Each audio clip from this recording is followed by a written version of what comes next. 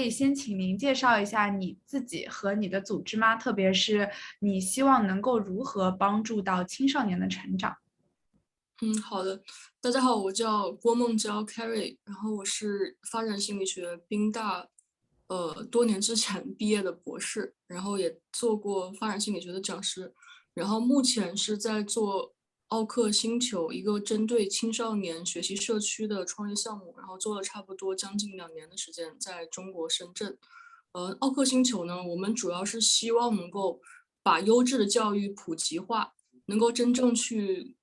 培养更多的面向未来有核心竞争力的青少年，而且不光只是局限于说有一些比较好的家庭条件，更多的是能够普及开来。所以在回国创业的时间里边，通过线上线下的学习社区，我们有核心的一套关于能力方法的内容，然后再有一帮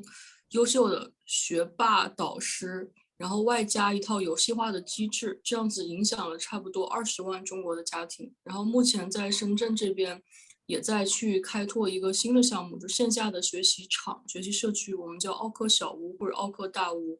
所以整体来说，我们就是希望通过好的教育资源、人以及一套靠谱、可复制的方法，去影响更多青少年。好，谢谢。那第二个问题是，你觉得 possibility development 这个方法，就是我们也找不到特别合适的去形容它的一个中文的词语，就是你觉得这个方法它最独特或者最有效的方面是哪些？我觉得应该分2个层面，第一个层面可能是从原理上或者是一些 principle 上，它带给我们的一些启发。就这个层面的话，我们所有的 program 全部都是 inside out learning model，就有点像 possibility，每次都是从学生开始探索和帮助他们找到一些链接这个世界和未来机会的一些路径。我们也是类似，就不管我们培养学生的学习能力、思维能力，其实所有的最初的开端都是从如何去帮助学生了解自己，去评测他们现在在什么位置，他们想去到哪里。然后我们其实是做中间桥梁和这样链接者，帮他们看到自己，看到更广阔的世界，以及有哪些路径可以达到实现他们的一些潜力或者可能性。我觉得这个层面是从哲学或者说更深的一个 program design 的角度，整个possibility development 给我们的启示。然后第二个角度，我觉得 Atomic 奥克星球核心点其实是希望给更多青少年看到不一样的可能性。所以我们打造的核心是在于社区和关系，就是在社区当中，大家会接触到混龄的同伴，会接触到不同的学霸导师，甚至是一些行业专家。那这些人对学生来说，就帮他们看到了更多的可能性。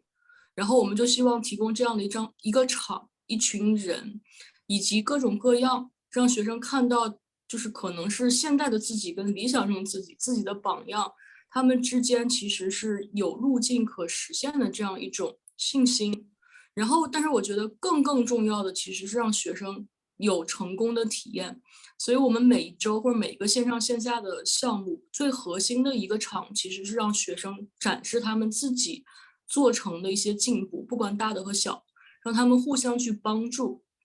这样子，我觉得当学生看到自己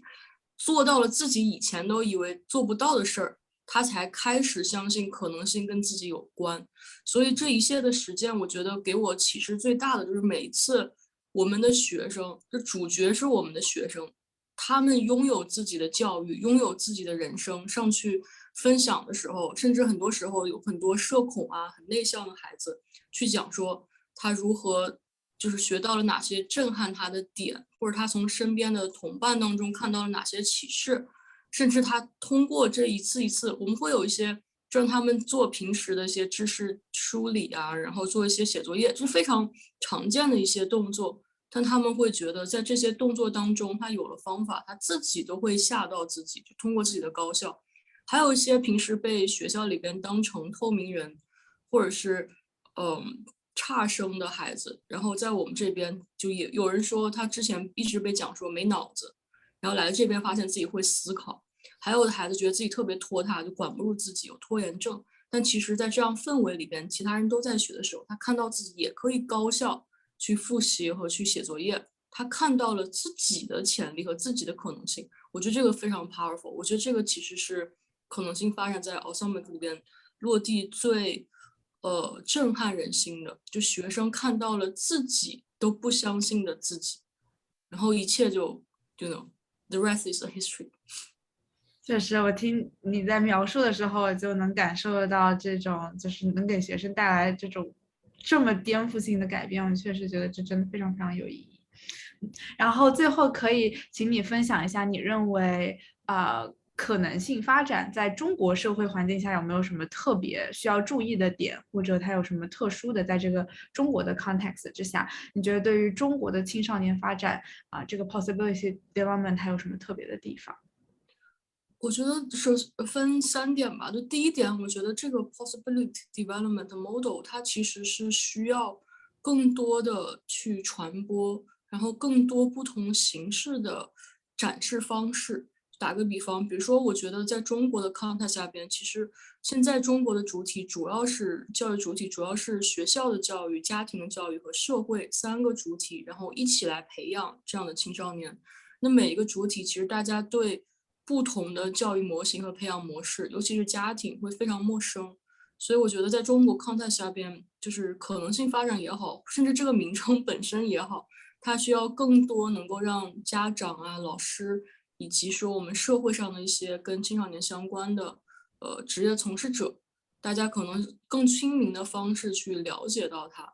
就是它还是相对比较陌生的。然后第二个我觉得是特别好的一点，就是很多时候，在国内我们之前我自己受的教育一般都是 outside in，就是老师去惯，老师有一个非常理想的学生的样子，然后我们就是努力去学习，然后达到一个考试的标准。任何事情可能大部分都是有正确的标准答案，然后我们就去对，哎，我答对没？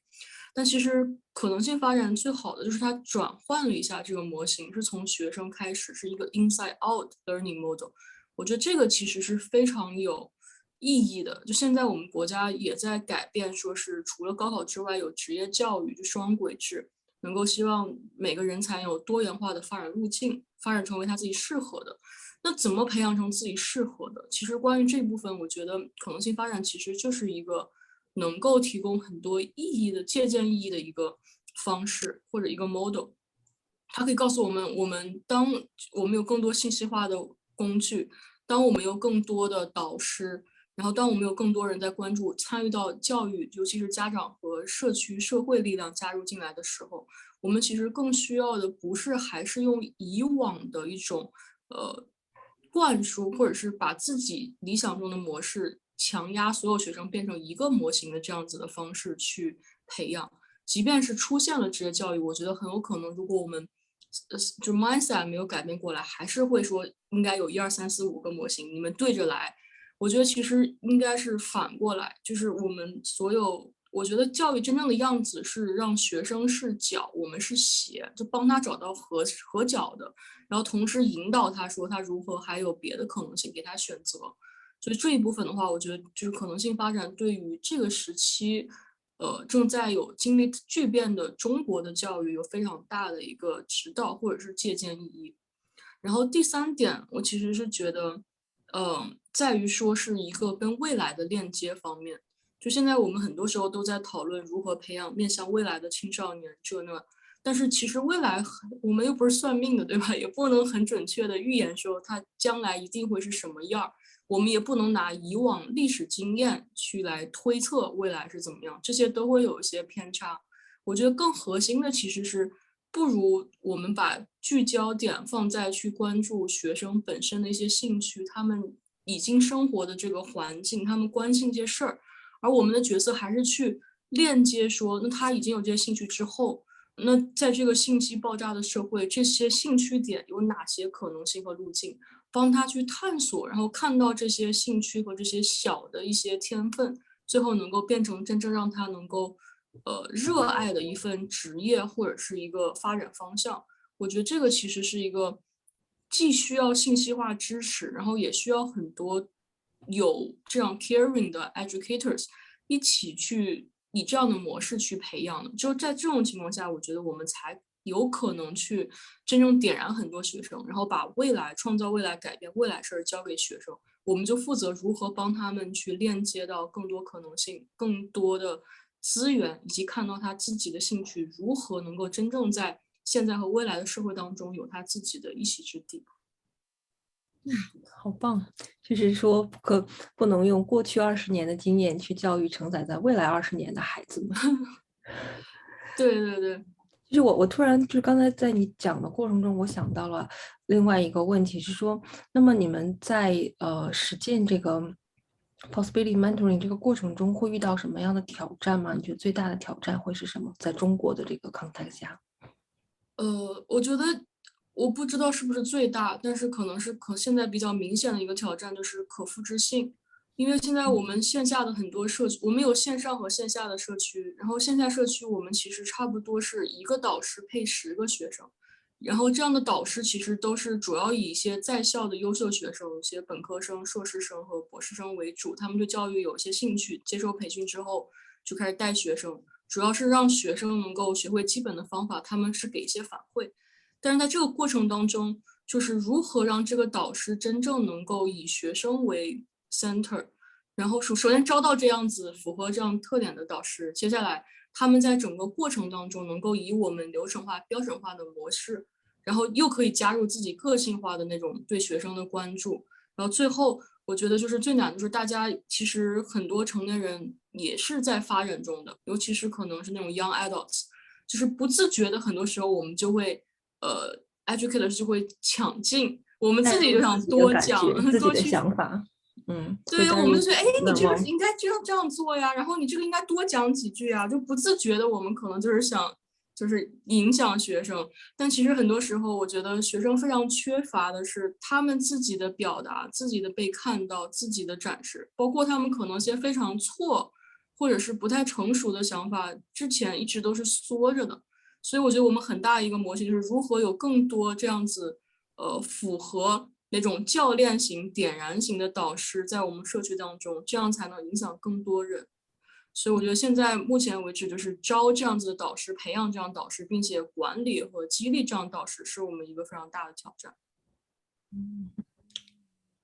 好像又回到了说像我们学校里面的这些项目，比如说mental health 或者 human development 这些 program 的重要性了。就是说，这些导师他一定是要在类似于这样的高校，或者是在这样的非常质量很高的培训或者学习之后，才可以去成为这样的导师。听起来，我觉得这个其实就会局限大家的影响力，因为毕竟科班出身，尤其是在名校这样专业毕业的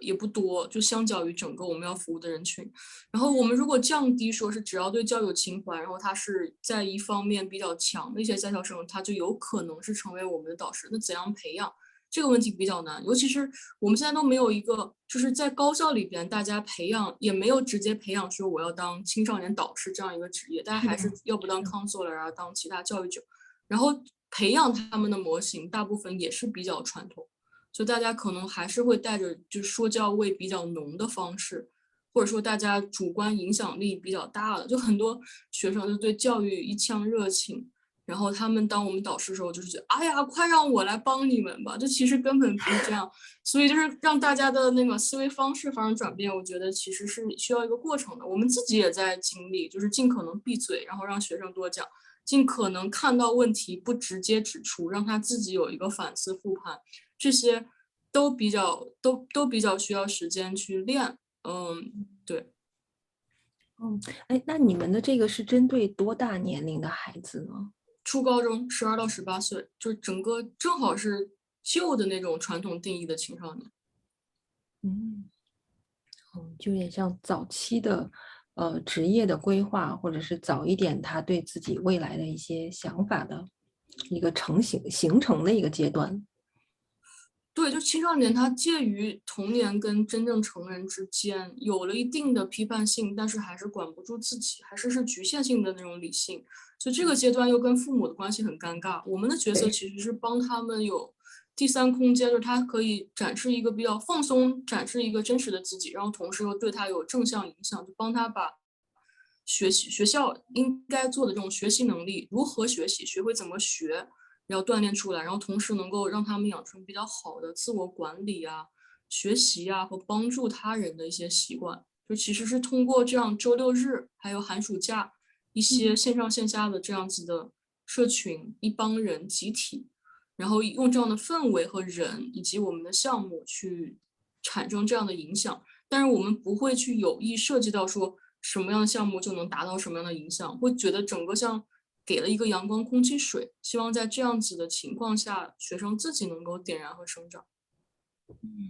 我知道在国内好像家长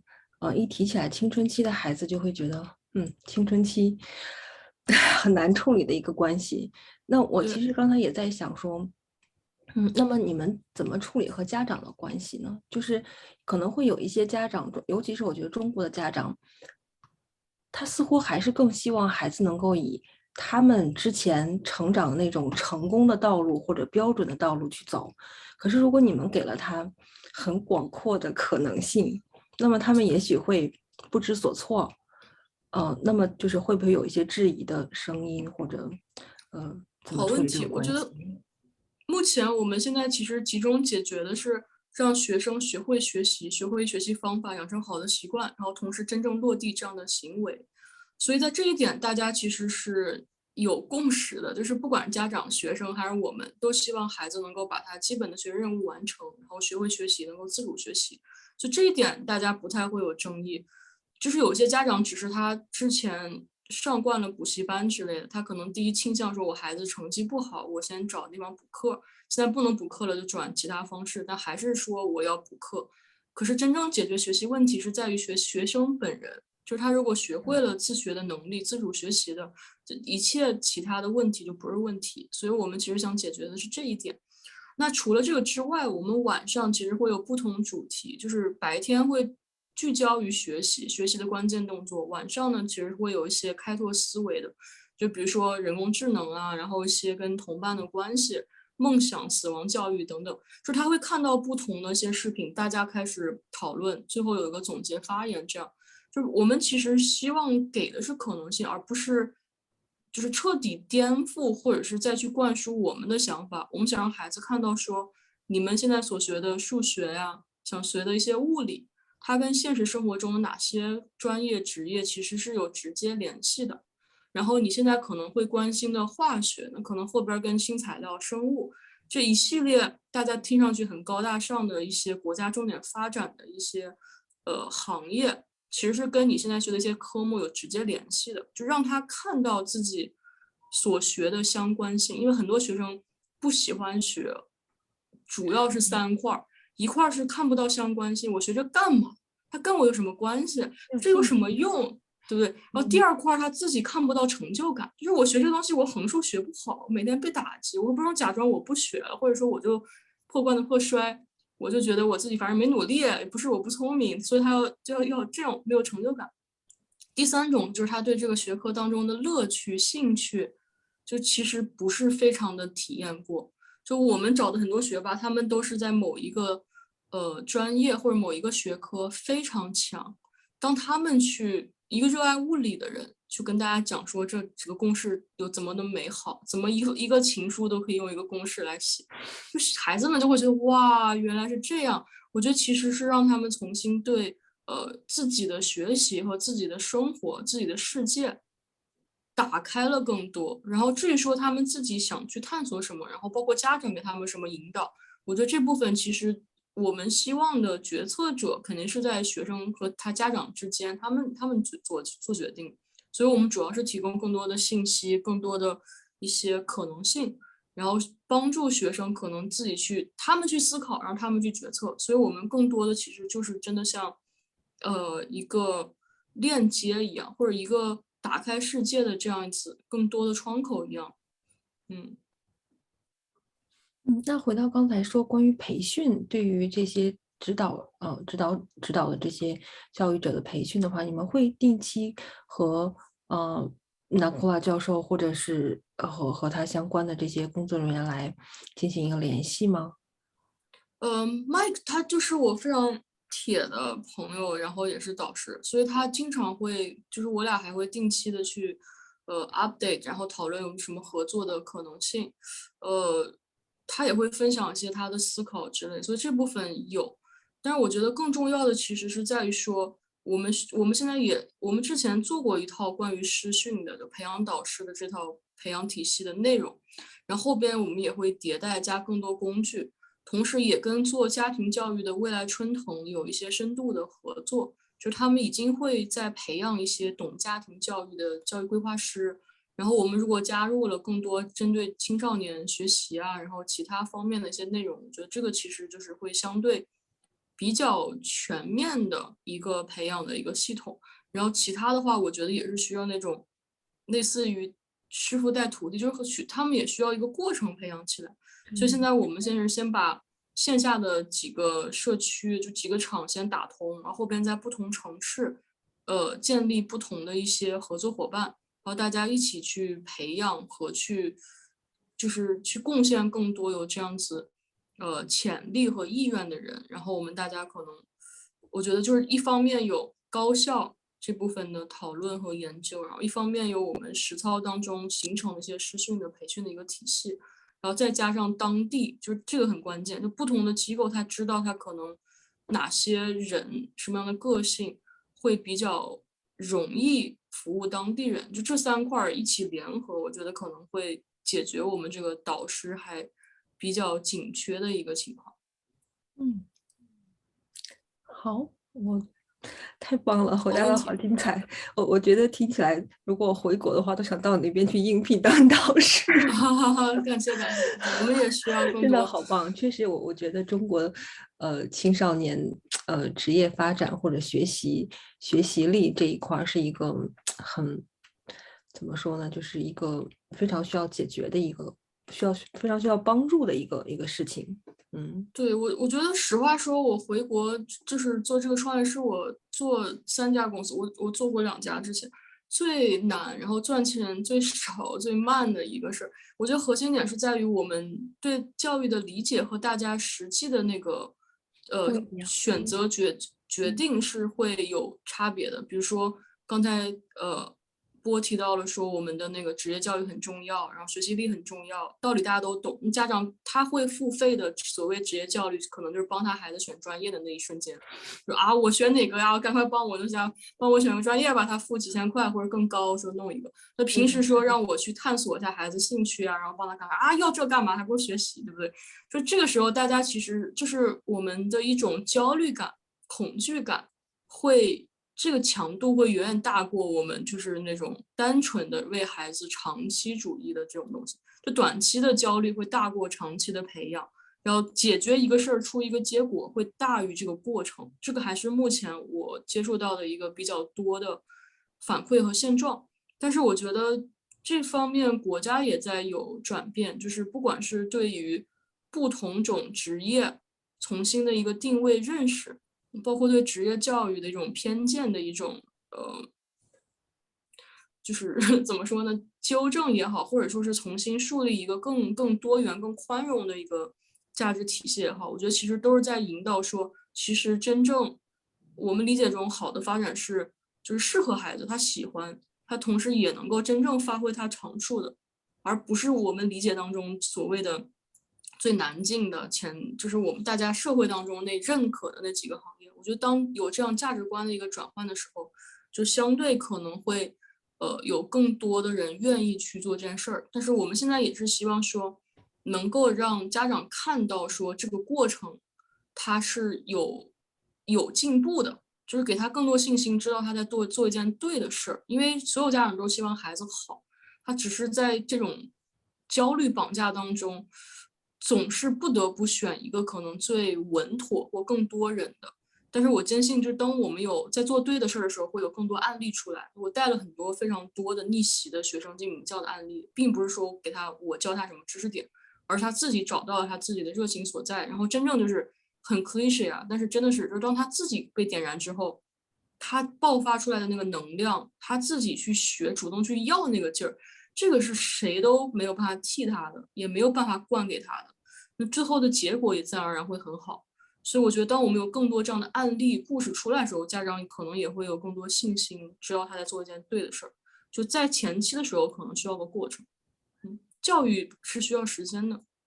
对，就是说，服务的是孩子，我们期望看到的是孩子未来的发展，但是为此付费的是家长，所以实际上我觉对，得可能家长可能自己也不太相信对于未来多种可能性的发展，就他可能也不家长相信。不了解，对，我觉得就是现在其实比较，反倒现在就是我们比较认可我们，对我们类似我们铁粉儿，就是一帮认知很不错的家长，他们本身也是是的，学霸，然后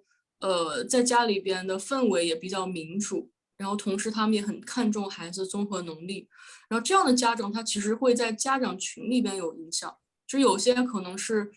认知或教育水平不是那么高的家长。当他看到哎谁谁谁妈妈人家都这样了，我也这样吧，他也会去跟上。所以我觉得可能我们先团结，了解我们或者是懂得这个事情价值的家长，然后大家可能通过其他，因为你有价值事儿肯定会出结果或出到一些显性的东西，显性东西出来之后，可能更多人就持怀疑态度或者不了解，他才会有更多了解。所以我就觉得这个事儿是需要过程，但是只要我们是符合这个本质规律的。然后我觉得这就是发展心理学的这种信心，就是当你真的是在做一件符合科学规律的事儿，真的是在尊重生命、尊重每个人，然后真正是给他们所需要的时候，就他一定会开发结果。他只是不是按照我们规定好了，期末、期中你要给我出这个结果，什么什么你要，他不一定什么时候开发结果，但他会。所以我觉得，就是现在有一些比我想象中艰难，就是开拓起来。但是我觉得已经好很多了，就是已经进步很多了。就很多家长都在说，包括我姐这一代，就是我们80后、90后开始当父母，就大家都说我不想我孩子将来死学呀去，就是他只是说完之后，他不知道，那如果我想让他全面发展，同时将来有个好未来，我还有什么选项？他是迫不得已，可能没办法才能说我在选老路。如果他知道有个路，他既有好的结果，同时我孩子发展很好，他肯定会选择这个。所以我觉得就是把我们觉得对的事儿，就是把它打穿做好就行。太棒了。那也是在教育市场。对，我之前在国内做了10几年的家庭教育，所以好棒。对，就是听起来会非常有感触。因为家长不会为自己付费啊，就是他说我都这个年纪了，我还教育啥呀？就是你教育我孩子吧。然后，所以我们一直聚焦的是，就是团结家长，然后去服务青少年。因为我觉得就是有专门做家庭教育，像博，还有像我们合作伙伴未来春藤，他们就是给家长更多的一些信息啊，一些教育资源和规划的一些工具。然后我觉得我们会在学习方面和我们聚焦的这些能力方面，跟家长做更多的一些科普性的分享。但是我们核心目标是团结家长，知道我们是一路的，就是谁是敌人，谁是朋友，我们是朋友，我们是一起帮你培养更多好的孩子，不是就是来坑大家钱。我觉得这个大家如果真的看到了这个价值之后，就还蛮多家长还是挺感人的吧，就帮我们去